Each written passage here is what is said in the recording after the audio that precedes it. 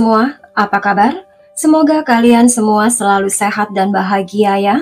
Hari ini saya akan menceritakan kasus paling mengerikan dari kota pedesaan Grubbs di Jackson County, Arkansas, Amerika Serikat.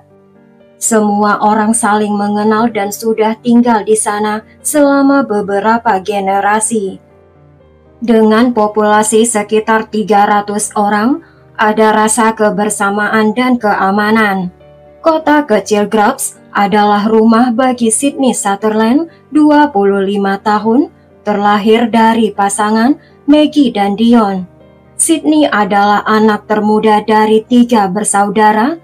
Kedua saudara laki-lakinya, Tyler dan Sam, sangat protektif terhadapnya, dan ibunya Maggie mengatakan dia dan Sydney adalah sahabat baik. Mereka melakukan segala sesuatu bersama dan berbicara banyak dalam sehari.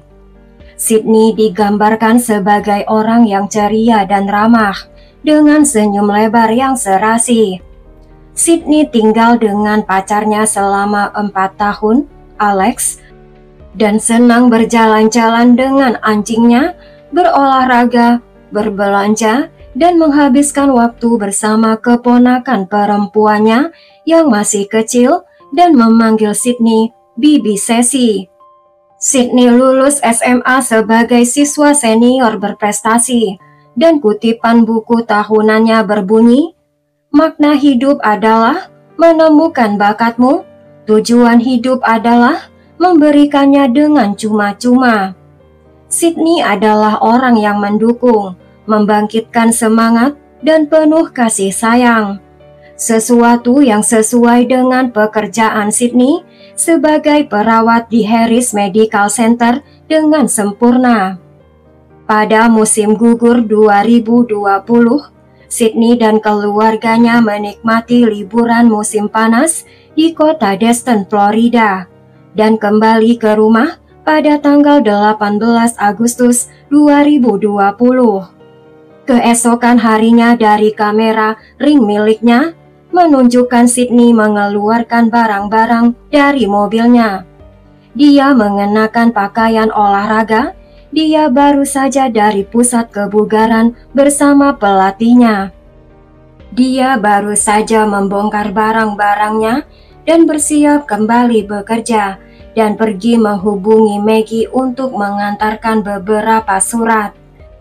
Sydney mengatakan kepada Maggie dia sedang dalam perjalanan pulang untuk membuat brownies atau kue dan ingin berlari juga. Ibunya mengatakan untuk tidak memaksakan diri dan melakukan hal berlebihan.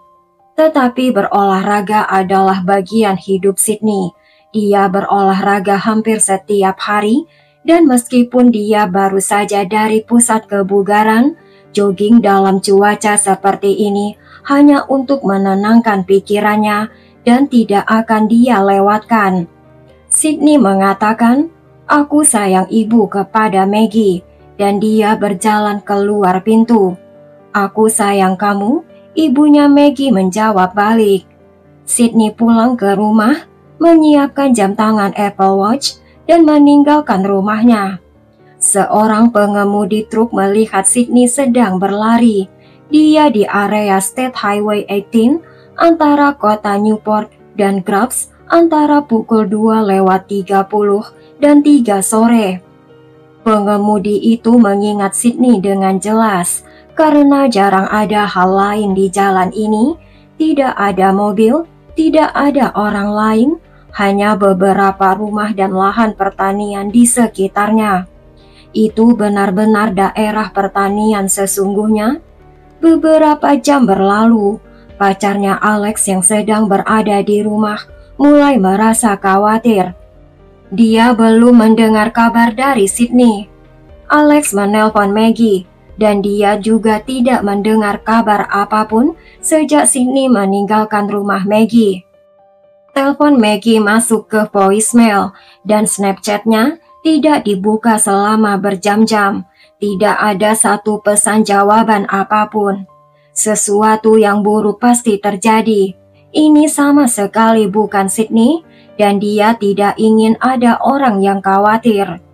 Apakah Sydney terluka di suatu tempat? Atau apakah sesuatu yang jauh lebih jahat telah terjadi? Kota Grab sebenarnya bukanlah tempat yang banyak terjadi tindakan kejahatan. Jadi, ketika hari mulai gelap dan dingin, polisi mulai bekerja dan pencarian langsung dimulai secara besar-besaran.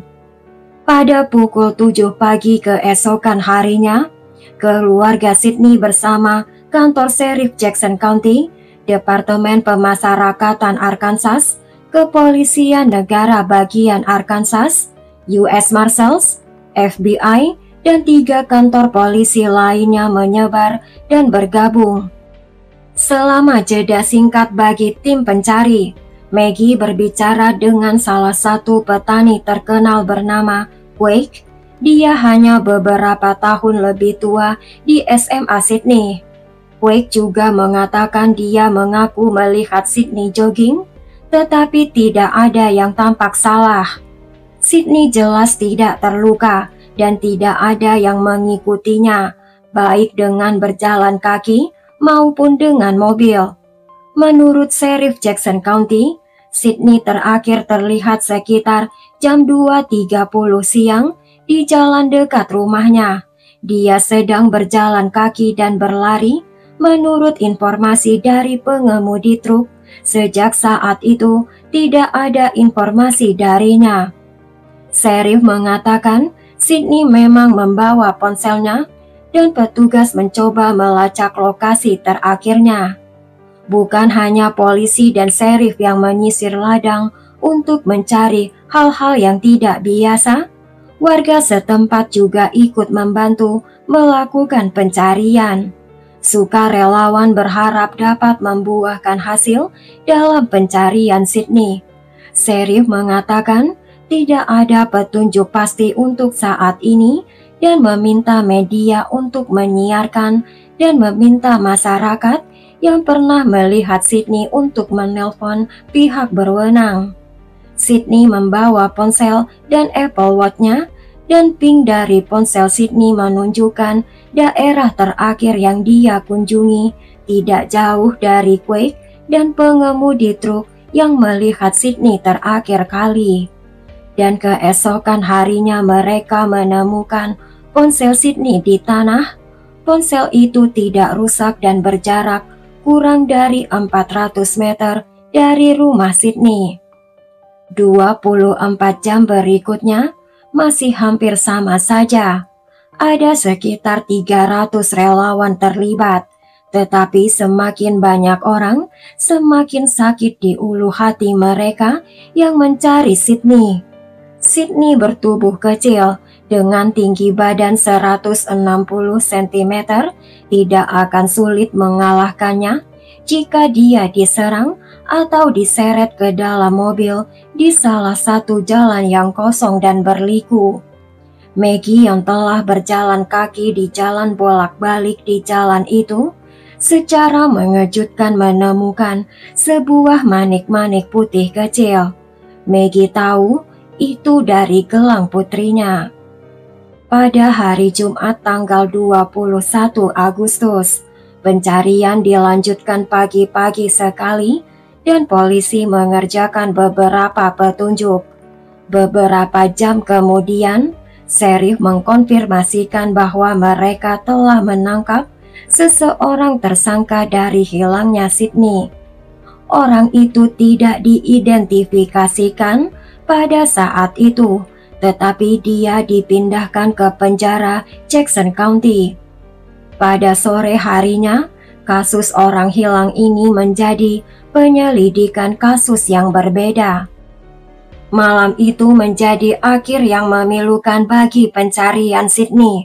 Sheriff Jackson County mengkonfirmasikan bahwa jasad Sydney Sutherland yang berusia 25 tahun telah ditemukan. Jasad Sydney ditemukan terkubur di lubang dangkal di ladang dekat tempat semua orang mencarinya. Pemeriksa medis menemukan bahwa kematiannya disebabkan oleh beberapa luka akibat benda tumpul. Sheriff Jackson County, David Lucas, mengatakan penemuan Sydney telah meninggal membuatnya terpukul. Sheriff telah mengenal keluarga itu, mengenal Sydney, dan melihatnya tumbuh dewasa. 2 hari kemudian, petugas menetapkan tersangka mereka tidak lain adalah Quake Llewellyn yang berusia 28 tahun, orang yang sama memberitahu Maggie bahwa dia melihat Sydney berlari. Quake juga bergabung dalam grup Facebook pencarian Sydney. Quake ikut tim pencarian dan menawarkan kenyamanan bagi keluarga Sydney, bahkan memeluk Maggie. Maggie ingat saat itu seperti ada yang salah, dan Maggie tidak bisa menghilangkan rasa aneh yang dia rasakan terhadap Quake. Quake adalah petani lokal generasi ketiga yang sudah menikah dengan 3 anak tiri. Dia mengelola 6.000 hektar tanah. Semua orang mengenalnya, termasuk keluarga Sydney.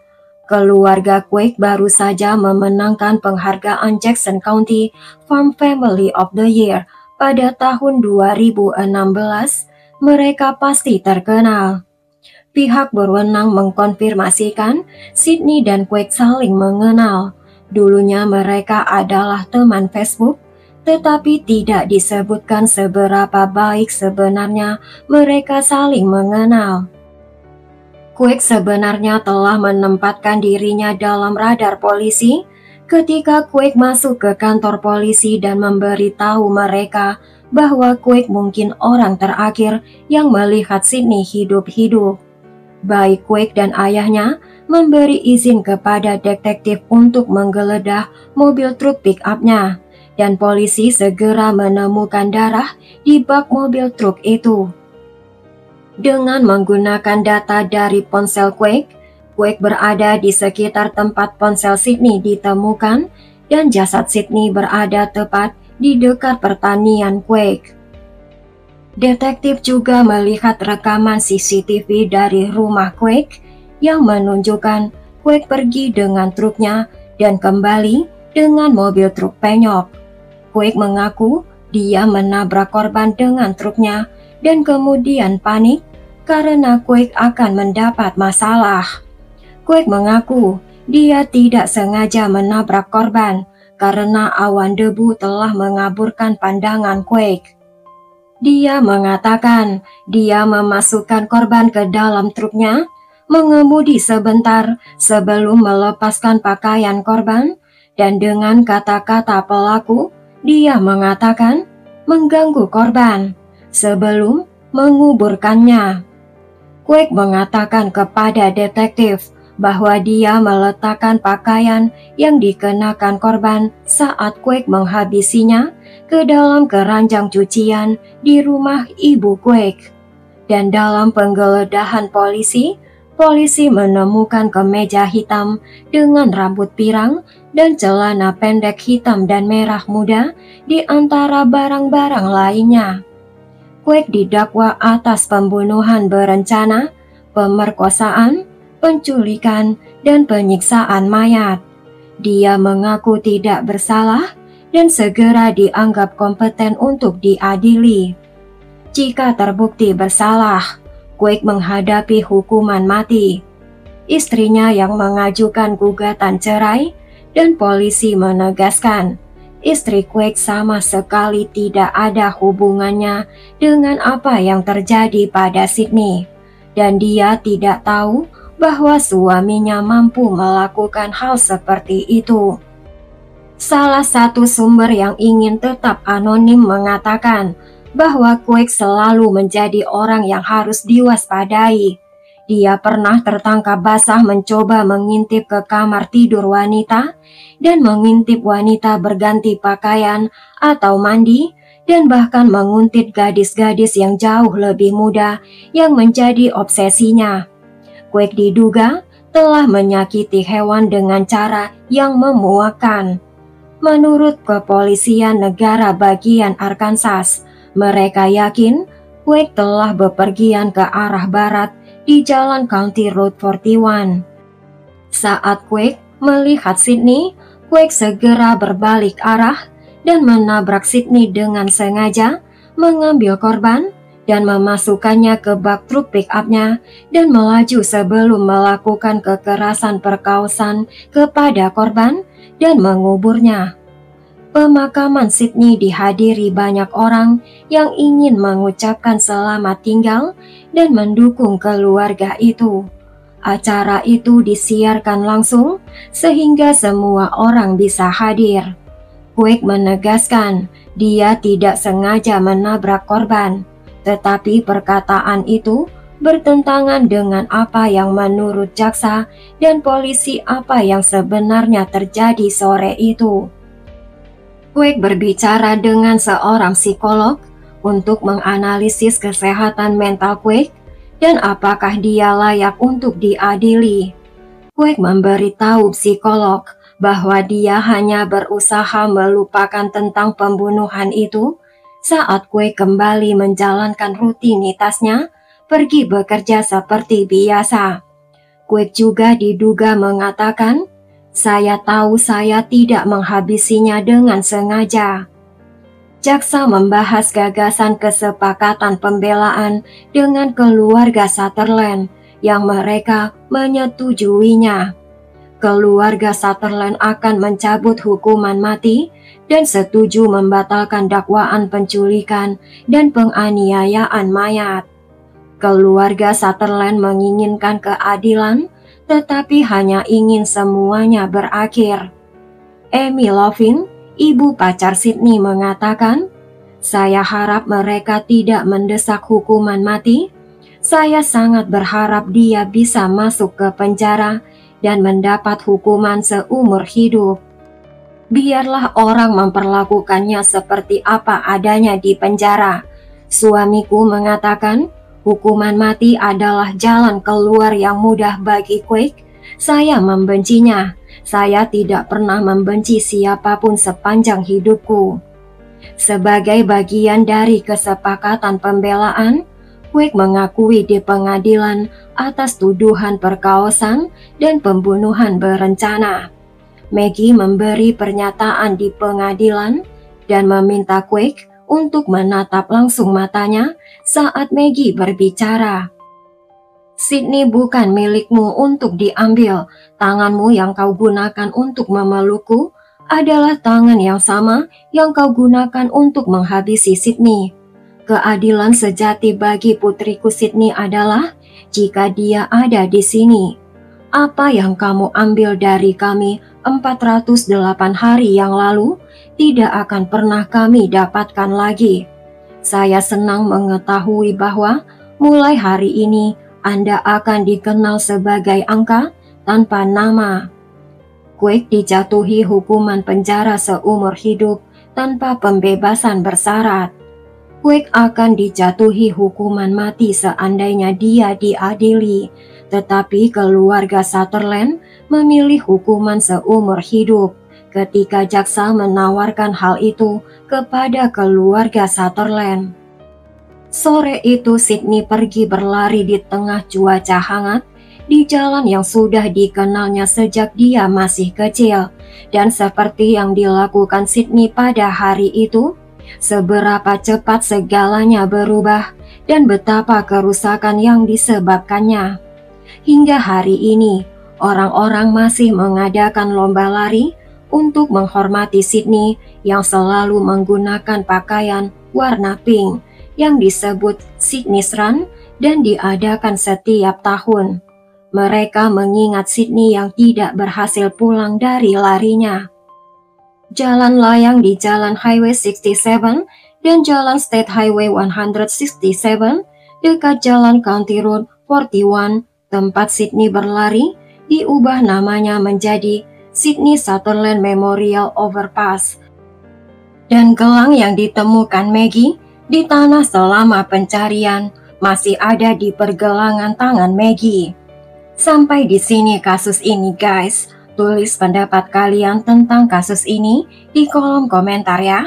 Kasus ini mirip dengan kasus yang pernah saya bahas sebelumnya, yaitu kasus Vanessa Marcotte, seorang manajer Google yang ditemukan tewas saat dia sedang berlari. So, saya sangat menghargai untuk setiap subscribe, like dan juga tekan juga loncengnya supaya tahu setiap video terbaru dari saya. Thank you for watching guys.